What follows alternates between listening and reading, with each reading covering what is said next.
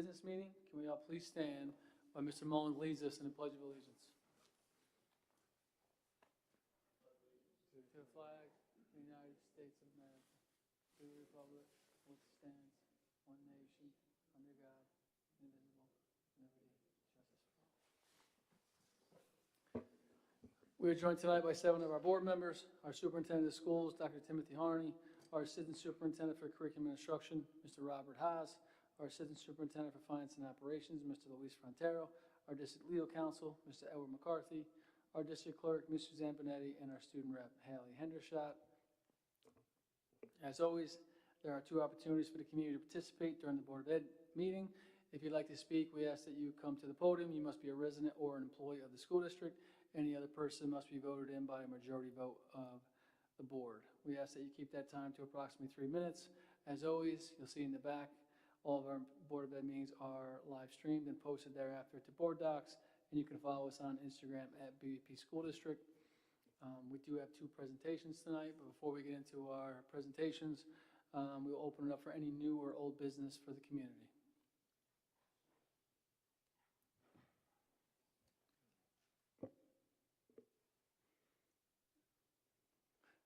We got a mic right here, Jen.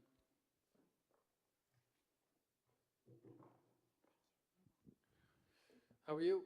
Hi, good evening. Jen Suttle-Cormack, Bay Port. I just wanted to touch upon the regionalization policy, or the movement that's going on right now. And I know you, Dr. Harney and Mr. Haas, gave a presentation at the last board meeting about it. I just gave a little information. And I know that there was a December 6th deadline. I think that's been extended to January 15th or something like that. And now there's an option to possibly opt out. I just wanted to understand, I didn't see anything on the agenda today about it, so I wanted to see if you guys, as a board, can discuss this in open meeting about it. I'd like to hear where everybody's stance is on this, individually or as a group, because I don't think I've really heard the board discuss this as a whole in open meeting. And also, I know that several superintendents have come out and there's been rallies against it, some even joining lawsuits, some asking, and I think that's the reason why maybe they give an option for districts to opt out now, because before they didn't have this option, correct? I'm not sure. It was mandatory that you... You want me to give you a little, I can give you a little bit of history on this, Okay. Is that when it originally came out, which was September thereabouts, or October, early October, right? There's many discussions, and originally there was a deadline of November 1 to fill out this the survey that they had. And a lot of the survey information, as we looked through it, was information that the state already has. It's actually been one of our biggest concerns, not even concern about it, gripes about it is probably better, because we felt that the state had a lot of the information. But what they were doing is they were asking every single district to kind of compile it and put it into one place. So we've been working on that and just kind of gathering information as we've been going. And you've probably have heard various sides on this. One of the things that really stood out with us is that no district at that time had to make any type of commitment. And as a matter of fact, when they were talking about the regionalization, some people mixed the words up in terms of regionalization and reorganization. A lot of things we're talking about combining school districts. Everything that was given to us that was not the case. And as a matter of fact, it was more about sharing resources, which is something we currently do. For example, Haley down at the end, she swims on the Bayport Sayville swim team. We do things, we used to share robotics with Sayville. We share positions with the public library that every year we do a contract with, because we share things in terms of security. So it's things that we were doing already, so we did not see a big concern with that. But saying that, we continued to watch and gather information. And then you started to see just a number of different letters that were coming out. And you saw letters really on both sides of it, if you were looking at both ends of it. And then most recently today, the commissioner came out with her own letter, which we literally saw probably right before this meeting. It came out late this afternoon, which again talked about that districts would never have to commit to anything, but now they're saying from our understanding as the tool or the survey that we had to fill out, we may not even have to do that. So that becomes part of our conversation now is we did not submit it yet, so you know. When that deadline was extended to December 6th, we were going to wait as long as possible in order to gather the information, because at that time, every district was supposed to submit. So we were holding off on that. So we were just completing it.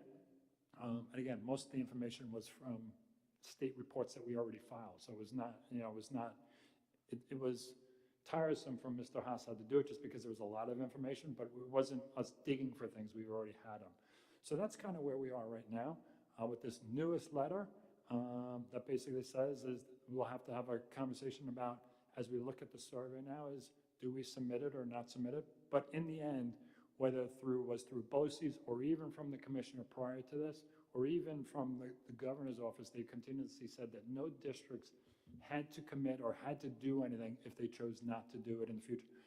You had to do the survey, but after that, that was basically it. So that's kind of what we're waiting on right now. And that's really why we did the presentation.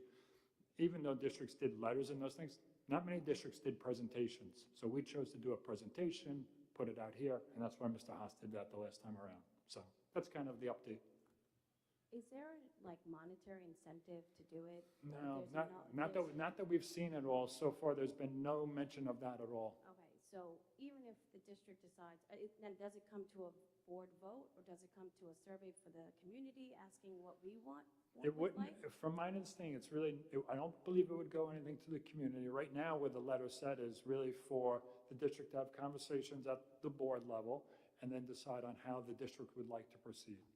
Is this something maybe the board would ask to do a survey of the community and see what we would like to do? Because I know in certain districts, I mean, even Mr. Miller's, where he's the superintendent, there's been surveys sent out to the community asking what they would like to see and kind of gauge, get the community census. So I was just wondering if that's something that the board would be willing to do and send out a survey. And if that is a vote, if this is going to be a vote to either opt in or opt out to this regionalization policy. I would just say at this time, the guidance that came out today says we don't need an answer until January 2025. So I think the board and the administrative team has basically almost a year to decide what we'd like to do.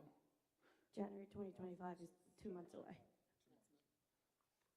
Well, I'm sorry, yeah. I know. Seems like a long way out. And I know, Mr. Miller, you had sent as superintendent of I did not send a survey out. But there was an email that you sent out that I did send a few emails out, yes. Correct. So I just wanted to understand if, what the consensus of the board was, and if you guys would be discussing on that today in open committee meetings, if you guys had discussions in executive session, just wanted to, because I have not heard. There is not a discussion planned for the meeting tonight. I mean, there is something if the board would like to do in December, we could put a discussion on to see where the board would like to do going forward in regards to, do we want to fill out this needs and tool assessment, or do we not want to do that? Because that's kind of what Dr. Harney was talking about. Do we want to opt in or opt out? And we have until January to make that decision. But we have not put this on the agenda. The board have had discussions regarding this?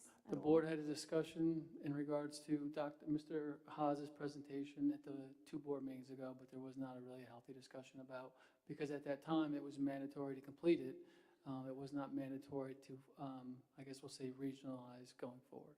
Okay, can I just ask that the board discuss this in open committee meeting today, and also maybe make a motion to vote on whether or not to send out a survey to the communities, just so you know and see where the community stands? Thank you. I mean, it's up to the board if they want to do that, but we'll let you know going forward. We'll have to have a conversation in December in the direction the district would like to move.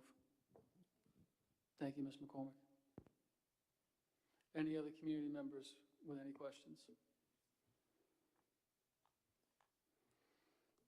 Not hearing any, we'll turn it over to Dr. Harney. How are you tonight, sir? Very good, thanks, Mr. Miller. Just a couple updates. One was, Mr. McCormick actually gave me the lead into it, was just an update on that we received a letter today from the commissioner about the regionalization, and now districts are given the opportunity again to have further discussions, and where that needs survey tool was supposed to be for December 6th, they've kind of extended that now, so that was going to be one of the things I was going to talk about tonight, just so that we had an idea. That was an update. And then just a couple other things. I'd like to thank Ms. Pignataro and Ms. Connie for being able to join us yesterday as we were able to open up the Outdoor Wellness Center. We were able to do the grand opening for that, so I'm looking forward to that. Haley was there with us as well. So hopefully our students will get, and staff will get a great use out of that. It was very emotional day, but a very good day in that sense. And it was something that we've been working on for about 3 years now. So looking forward to that. Just to kind of on the side of that, something else in terms of as we continue to talk about suicide awareness and suicide prevention, we have, and I sent a letter out last week, we have the Community 5K Cocoa Run on December 14th. Would love to see you there, whether it be your young children who want to just walk the track, or if you would like to walk or run it yourself, we'd love to have you there. The first 150 that sign up, we have t-shirts for you. We have 2 people that we will recognize as well. We have a student, an elementary student, and I'm not going to say their name yet because they do not know, who won the design contest for the shirt. So we will bring them to the board and recognize them. And then this year what we decided is the person who is the runner-up, that will be what the ornament is this year. And I think the thing that I'm probably the most proud about this is we have 6 students, Ms. Hendershot again being one of them, who are organizing the event. So I'm looking forward to that. So if you have any questions, you can ask Haley down there. But other than that, we're good to go. And also, as we're entering, seems like, I can't believe that Thanksgiving is Thursday, but it's late. After the holidays, we have a number of concerts with all of our schools, so please check our calendar. They are there for you. And then we have the chamber tree lighting, which will be the Monday right after Thanksgiving. That will be on this Monday, the 2nd, I believe it is, and 5:30, and this year it is at the high school. And then just a couple other shout outs really is congratulations to the coaches and the varsity football team who won Suffolk County. They play in the Long Island Championship on Friday at noon at Hofstra. And also like to recognize Haley Hendershot once again and her sister Abby, who were able to compete at the New York State swim meet upstate in Rochester. So congratulations to them and well done. We're very proud of you. With that, I will turn it back over to Mr. Miller. Thank you, Dr. Harney. And we will turn it over to our student rep. Haley, how are you tonight? I'm good, thank you. So Academy Street is excited for our 2nd grade balloon parade on Tuesday afternoon at 2:30. Our 2nd graders have been working on creating a parade balloon of their favorite character, and all students will attend the parade. Finally, Wednesday is our early dismissal drill at 11:15. BPE had a very successful literacy night with the Scholastic Book Fair, authors Mary Ellen Sherlock and Renee Green Murphy, with a new introduced activity, the Masked Reader. Thank you to all the BPE families who donated food for the peer leaders collection. The 4th grade peer leaders organized the food into categories, and the 5th grade peer leaders walked it down to Our Lady of the Snow Food Pantry. 1st and 2nd graders at Sylvan Avenue recently welcomed BBP high school students into their classrooms. As part of their positive psychology course, students facilitated an incredible mindfulness workshop that engaged students in ways to focus their minds, manage emotions, and cultivate a sense of calm. At the middle school, our ELA classes have once again placed a renewed emphasis on spelling as an essential component of literacy. Students have been honing their spelling skills in classroom spelling bees that showcase their hard work and enthusiasm. We'll head to our annual spelling bee tomorrow, where the hard work and dedication of our students will be on display as they compete in grade level and then school-wide bees. This much-anticipated event fosters a love of language, encourages academic excellence, and builds confidence in our students. Finally, this month at BBP High School, we were able to conduct the Mission Bee trips, which were held for both our sophomores and juniors. These retreats focused on important topics such as social-emotional wellness and anti-bullying. Students participated in activities designed to help them build resilience and awareness around mental health, and we are grateful to the staff and facilitators who helped make the event so impactful.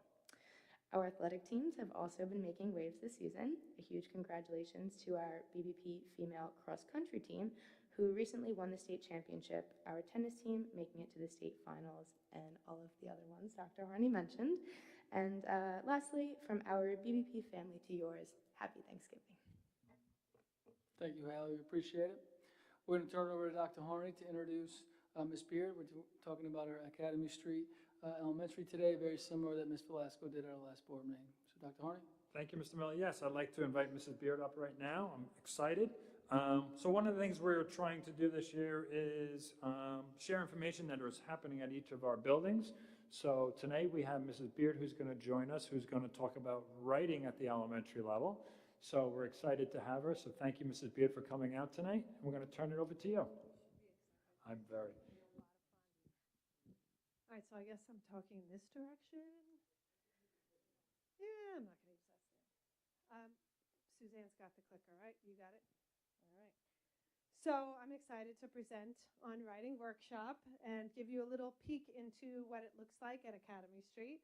One of the things that I really love is going into the classrooms, and my favorite thing is to go in during writing workshops. Sometimes I'll share writing with students. Sometimes I'll go in and just talk to them about what they're writing, and they're always like so excited to share whatever they're putting down on paper, what they're drawing, so it's great.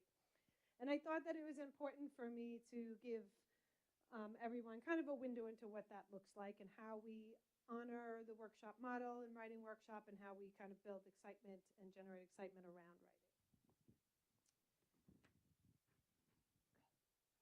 So I'm just going to quickly talk about what writing workshop is, the components of writing workshop, the scope and sequence, so all the lessons and units that weave through the grades, the benefits that we think that we see for a workshop model, and you'll get to see some live action of writing workshop in Academy Street.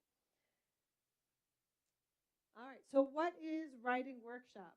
Writing workshop is a structured, student-centered approach that focuses on developing writing skills through continuous practice and feedback. So what does that really mean? It means that students are getting to practice writing, going through the writing process.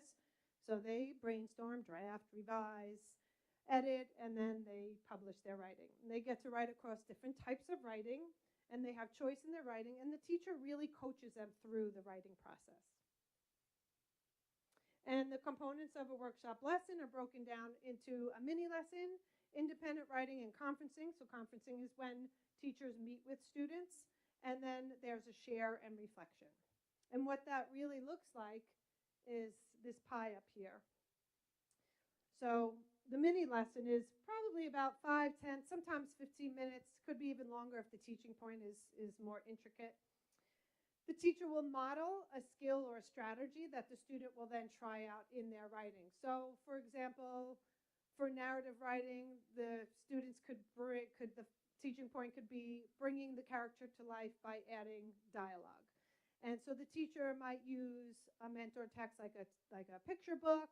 They might use their own writing. They might use a student sample and model how it looks to add dialogue into their writing. And then the students go off and try that skill or that strategy. And that's when they go off into that independent practice. And the independent practice could be 20, 30 minutes. Sometimes in the upper grades, it goes into 40 minutes. And that's really the heart of workshop. That is really where the magic happens, because teachers are meeting in small groups with students. They're meeting one-on-one. And so when they meet with small groups, usually there's a common need with those students, or one-on-one, and they're really getting to meet students exactly where they're at, give them real-time feedback to move their writing to the next level. So it's like I said, that's really where a lot of the moving and learning really, really happens. And then after that part, they go into the share or reflection. And a share it could be in a group. They could be sharing with a partner. They could be sharing out to the whole class. Sometimes there are reflective conversations. They might talk about, how did it go for you today? How did that skill or strategy go? Were you able to implement it? Was it hard? Was it something that came easy to you? So it could be even a reflective conversation afterwards. So the scope and sequence. The scope and sequence is really just the lessons that all build on each other across a unit. and the unit builds on each other across grades. Should go to the next one. So this, I'm not going to make you read any of this, but these are all the units of study. And you can see if you look at this carefully, there's some types of writing repeat throughout the year, and they just get more sophisticated as the students get older. So for example, if you think about narrative writing in kindergarten, first, second grade, they might focus on the character in drawings, and they might talk about what the character looks like, what the character says or does. And then when they get into third grade, it gets more sophisticated, where the characters start to get personality and they identify character traits. And even their writing gets more structured, where there's an introduction, a body, and a conclusion. And then in fourth grade, it gets even more sophisticated with character traits, and maybe the character changes over time in their writing. And then by the time they get to fifth grade, their plots are thicker and more intricate. Usually their characters have more depth to them. There's more like volume of writing. So even though sometimes the types of writings will repeat over years, it builds on each other. And that's where we see a lot of the strength happening and a lot of the movement. And then within the lessons, there are also lots of lessons on punctuation, parts of speech, sentence structure, vocabulary, word choice, transitions, and then using and citing evidence. And the benefits of workshop, we see a lot of the personalized learning. Students are really, really met where they're at because of the individual differentiation that happens when teachers are conferencing with students. So they're really able to get very intricate and individualized as they're meeting with students. It also, we see it's building writing stamina. They're writing a lot. They're writing often. And with that comes confidence, and it comes more time on task, so there's more and more writing. And so students are moving through this writing process more often, getting more comfortable with it. They're developing their voice, their personality in their writing. They have choice in their writing, so that builds autonomy. It builds motivation. They get to collaborate with each other. That soft skill is an important one. And they also enjoy bouncing ideas off of each other and working together. Like I said, they go through that writing process. Think about yourself when you're writing an email. You think about what you want to say. You get it down. You revise it. You edit it. And then you publish it. You send it out there, and you hope for the best. We have opportunity through writing workshop to give regular feedback in the moment. And we see real-world purposes. When they have an audience, students are really excited. Our first graders are writing how-tos, and they're writing how-tos to the fifth graders to tell them how to walk down the hallway quietly. The first graders are great at it. Our third graders, they wrote to me asking for supplies for their units, and they got them. So having a purpose and an audience really motivates them, and we just see an overall joy for writing. And this is just one of the essays that a third grade wrote, and that's the supplies they got. So I'm going to give you a few minutes to enjoy a little video of writing workshop in action. And I just want to say that none of this is staged. Literally, some of these videos came from early in the year that as I go in classrooms, kids are sharing stories with me. And I walked into teachers' classrooms, and I'm like, oh, can I video this? And they're like, okay. So it all is very real, very natural. Some bad spelling, but it's real. Poor spelling.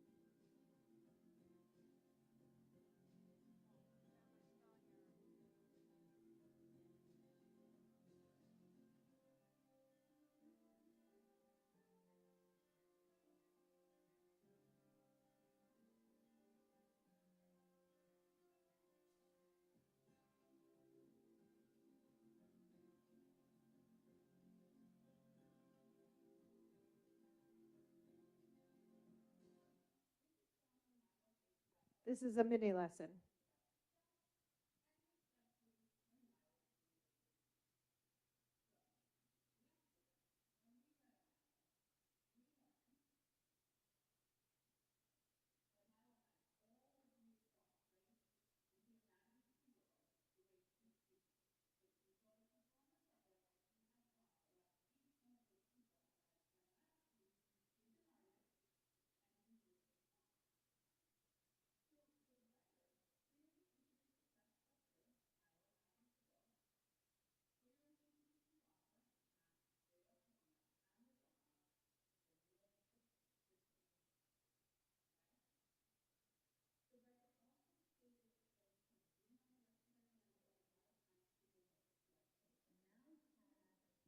This is a one-on-one conference.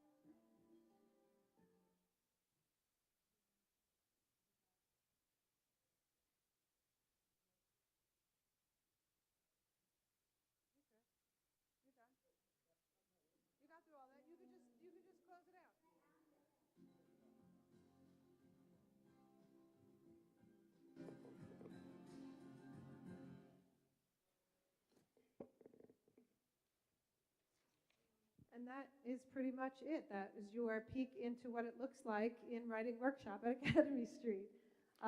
We are proud of what work the students did, and we thank the Board of Ed, we thank our administrators for supporting our instructional practices, thank our teachers and our students for being part of this, and our literacy coaches for really helping with this work. So if anyone has any comments or questions. Just want to say thank you so much for the presentation. We appreciate it. We'll open it up for trustees for any questions. Yep. Ms. Piantaro? Not a question, just another thank you. I know this is a super busy time of year, so thank you not only for your presence tonight, but for putting this all together for us to see. I can see why this is a favorite thing of yours to do. I would want to hear all those stories too. So not only thanks to you, but to your staff and all the wonderful things that are happening. It's great for us to get a chance to see that, so thank you for putting that together for You're us. welcome. Thank you. And also, no more questions, just more thank you and praise, because particularly as someone who, I don't have an education background aside from, teaching my own kids and being a student myself, but I love to see the variety in writing, and the fact that our educators are so creative in bringing in things that kids love now, like graphic novels and journalism, and I particularly love that you focused on the joy of writing and having students have a choice and develop their voice, because I see that now going through. I have a senior who's applying to college. I see how important it is to have your own voice and not just kind of be methodical as you put your story out there. So thank you. Oh, absolutely. Any other questions? Any community members? Spirit, again, thank you so much. Truly appreciate the time and effort you and your staff put in. Can we give Ms. Beard a round of applause? Thank you very much, Mrs. Beard. We appreciate it. Giving us a little window into the elementary writing. Thank you very much. But at this time, we'll turn it over for our second presentation. We have Mr. Haas here for the survey results of the students' perspective on the wellness and choices. Mr. Haas, thank you so much for your brief presentation tonight. Thank you, Mr. Miller. I want to also, just before I get started, thank Ms. Beard for her presentation tonight, and really recognize, I know Ms. Velasco and Ms. Kelly here as well, and last presentation you saw from Ms. Velasco talking about literacy. While they are a peek into their own buildings and what's going on in those buildings, the three of them do work very strong, very collaboratively with one another. So what you're seeing at Just Academy, you're seeing at Blue Point, you're seeing at Sylvan, and it's the same for literacy, and you're going to see the same with Ms. Kelly's presentation next month. So it really is a tribute to them, their hard work and their staff's hard work to continue to collaborate with one another. So thank you to all of them. So shifting gears right now, I am going to be giving a presentation tonight on the Pride surveys, which we have been giving in the district from since 2018-19. It really is, the survey is about student perspectives on wellness and choices and covers a wide variety of topics. So tonight I am really going to give you or share with you a summary of that data and begin to discuss or conclude with what some of our next steps are as a district as we do look at this data. As always, we take a look at our priority areas with anything that we do in terms of community connections, the academic excellence, and most importantly, the student experience. So just to give you a little background in terms of the Pride survey, like I said, it was first given in the 2018-19 school year. And what it does is it focuses on topics such as substance use, student perspectives when it comes to substance use. It comes to their family perceptions on them. It does talk a little bit about physical and mental health and the choices that students make and those healthy choices, especially as they get into high school and some of the things when it comes to driving. And then, like I said, it does talk a little bit or ask a little bit about family life. One thing that's important to note is this survey is completely anonymous, and it is something that is optional for students. They, we do send out notification in advance of the survey to parents, so parents have the choice to notify the school building that they don't want their child to participate, or a child that day can choose to not participate in the survey as they go. Another thing just to mention is that this survey comes through our collaboration with the Great South Bay Coalition, which was established in 2015 with a mission of promoting mental and physical health initiatives in an effort to reduce youth substance use. And the coalition still goes strong, had a meeting earlier today, and you see them at community events all over the place. And this survey is part of our work with them. Sable School District does the same survey on an annual basis. And it not only provides us as districts with important information, it also provides the coalition with important information as to where they can direct some of their efforts within our communities. So as we go through the presentation, like I said, I'm going to talk a little bit about student respondents, who we survey, and I will start to give you some of the data on substance use, student perspectives, again, physical and mental health, and the choices that students make. So in terms of what students participate in this on an annual basis, it is our 8th graders, our 10th graders, and 12th. Again, it is an optional survey, so you don't see the entire student body. Doesn't always participate in it for one reason or another, but this is what we had in last year's survey, which these numbers were slightly down from years past, but nothing atypical in terms of percentages of the grade levels. As we've talked about with enrollment in past, you've seen our class sizes go down, so percentages stay closely the same.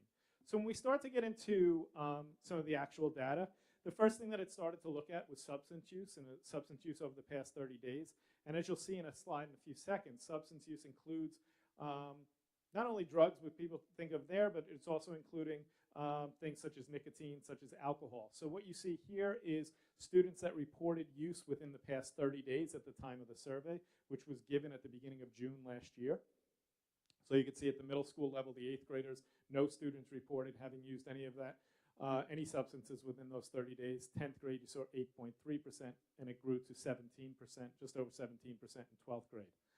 And then you see over the past year, you see those numbers come up a little bit. Now this takes, so when I said, this goes into the specific use, so this is students who did report that they had used a substance in the past 30 days. This is a breakdown of the substances that they reported. So like I said, it does include other things such as e-cigarettes or cigarettes themselves, alcohol, marijuana, prescription drugs, which as you see, that alcohol, marijuana, and e-cigarettes are the dominant ones that students responded with. So an interesting question that gets asked is where do students use? And the students, the majority of students in the high school, and half the students reported that they use these substances at a friend's house. So then we have other, then you see about a third of both levels reporting at home. No students at the middle school level report at school or in a car, where you do see a percentage of students at the high school level and then also in a car. Okay, when they use, predominantly it is on the weekends. There are some students that did report that they also used after school, weeknights, before school, and during school at the high school level. And again, this goes to when you look at the substances, the list of the substances, e-cigarettes or vaping is counted as one of those substances. So as we look at that, we start to look at what student perceptions are, and you look at the perceived harmfulness of nicotine. What we find here is that overwhelmingly students do recognize that nicotine is harmful for them. And as you move on to the next slide, it goes to what the perceptions are in terms of at home and parental or guardian disapproval. You see at the middle school level, as pretty close to 100% of them are saying that, that it is disapproved at home, and as they get older, you do see that number start to come down a little bit more. And the survey not only looking at substance use, because it does look at some of the factors that may lead to it, it does take a look at student mental and physical health. One of the things that we've talked about in our district over the past years, and it's something that we have stayed focused on, is students reporting thoughts of suicide. So you see that number in terms of percentages, 8th grade, 10th grade, 10th and 12th grade being around the same percentage of those who took the survey and responded to it. As we talk about safety, I told you at the beginning, we talk about vehicle safety. What you see on these charts here is students who wearing a seatbelt. So it just talks about risk-taking behaviors. And that's really what these questions start to focus on, is are students willing to engage in some of those behaviors, and wearing a seatbelt being a very, especially for a student, is something that is plays a big role in that. So you see there, do they wear them? Majority of our students do wear a seatbelt, either always or most of the time. But we do have some students who report that they do not. And then as you go into the next surveys, you start to see questions about riding in a car as a passenger with somebody who was using alcohol or was using marijuana. You do see a 90% or greater in all categories of students who are reporting that they never did. They've never been with somebody that is driving that has used alcohol or marijuana at that time. Continuing on with kind of the overall climate for the students, you talk about behaviors and being involved in school. Some of the questions that they look at are sports and clubs. Are students participating in them?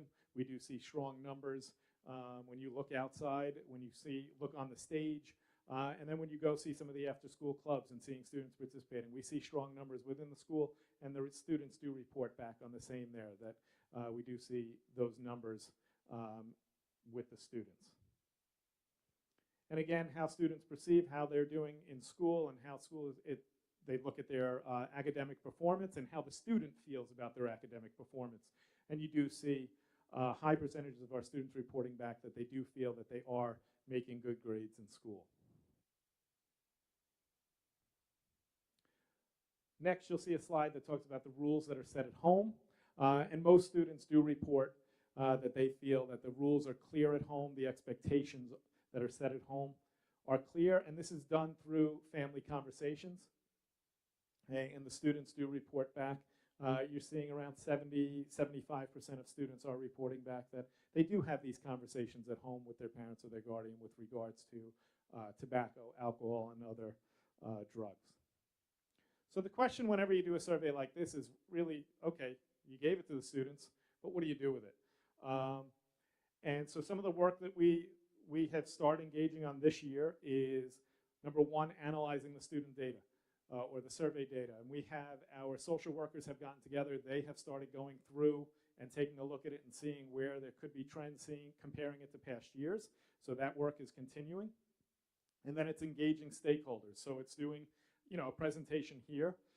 It's looking for what we can do for the students at all grade levels as to help them make healthy choices, engaging parents and guardians. Some of the things that as early as this week, we've started to talk about some of the parent and guardian presentations that would be coming up after the new year. We are looking at, and I can talk to it right now, at January 16th. We are actually partnering with Sayville School District with a couple of different presentations to try and broaden our audience, and especially there is so much connection going on between our communities. So we will be doing a presentation on January 16th on suicide prevention, and then we are looking to do something in late February, early March that is going to focus a little bit more on substance use.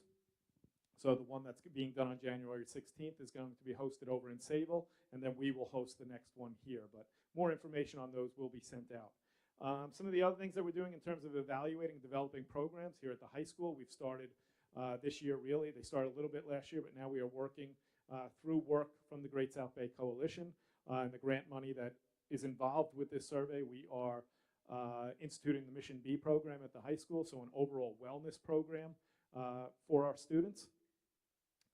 We had last year at both the middle school and high school, we participated in a program called Too Good for Drugs. This is a program which we had a research-based program that was brought into our health classes and taught over a 10-week period. And again, going back to just continuing to enhance those partnerships that we have. I keep mentioning the Great South Bay Coalition, but really focusing on other partnerships with youth enrichment services. We're looking at the middle school of looking for some after-school programming for students to keep them more involved, get them engaged in the schools, and give them positive activities to be doing. And lastly, that community awareness. I mean, Dr. Harney mentioned it earlier. We have the 5K coming up on December 14th, promoting positive events that do keep some of these issues that are important to all of us at the forefront and keeping our community aware of it and new trends that are going on. So that is what we have tonight. Does anyone have any questions? Thank you so much, Mr. Haas. We'll open it up to trustees for questions.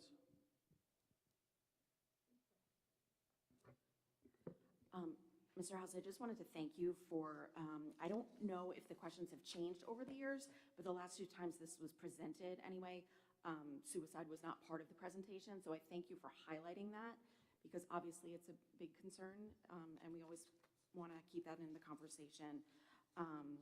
As Dr. Harney mentioned, that Mrs. Pignataro and I were fortunate to be at the opening of the outdoor portion of the Wellness Center yesterday, and Councilman Foley gave a very brief speech saying about how he's hoping that this will save lives.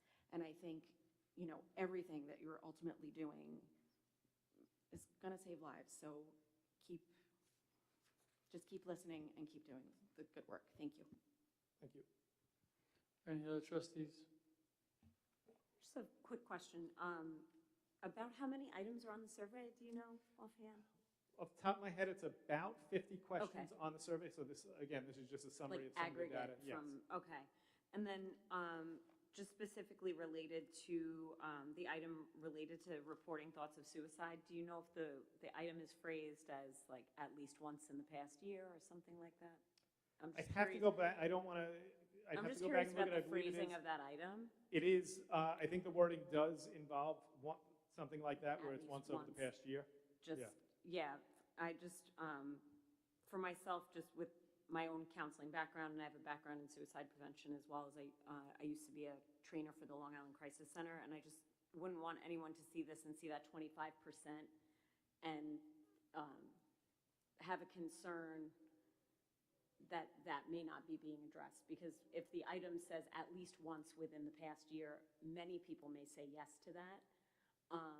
So I just, that was why I was curious about the phrasing on that. I'd have to go back and look, but I believe Thank it does say that. But just kind of going back to Ms. Coney's statement, this is something that has been asked in the past.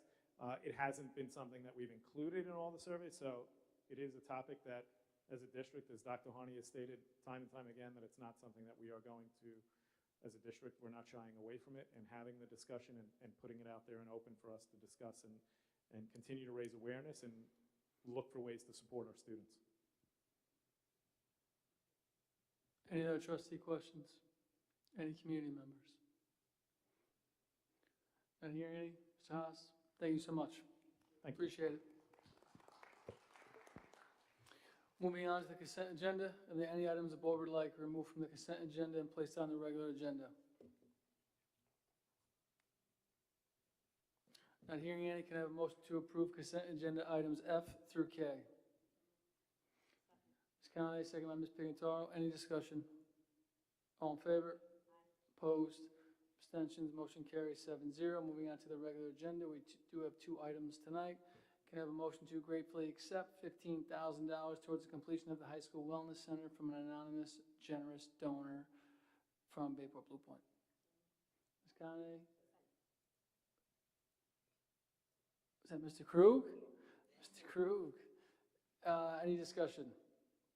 Again, as always, I know Dr. Harney did a great job with his presentation yesterday, and it was a welcome for the high school, but we do appreciate all the donations that have come in for the wellness rooms here, especially to this anonymous donor.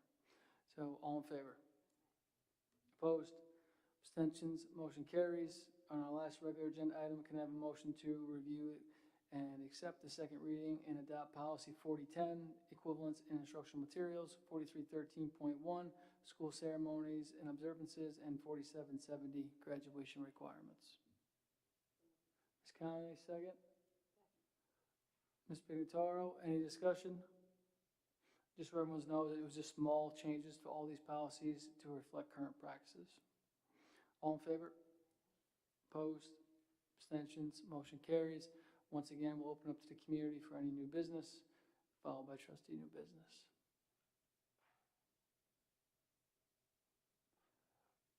Open it up for any trustees for new business. Ms. Conant?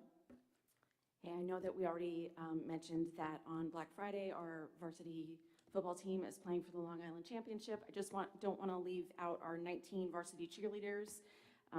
Make sure you cheer back at them and keep your Phantom spirit up. Thank you so much, Ms. Conant. Any other trustees? Just one update, our next meeting on December 10th is in the school cafeteria, so everyone's aware. School cafeteria. Can I have a motion to adjourn? Mr. Johnson, second by Mr. Krug, all in favor? Opposed? Hope everyone has a good Thanksgiving. Thank you guys so much. We will see you on December 10th.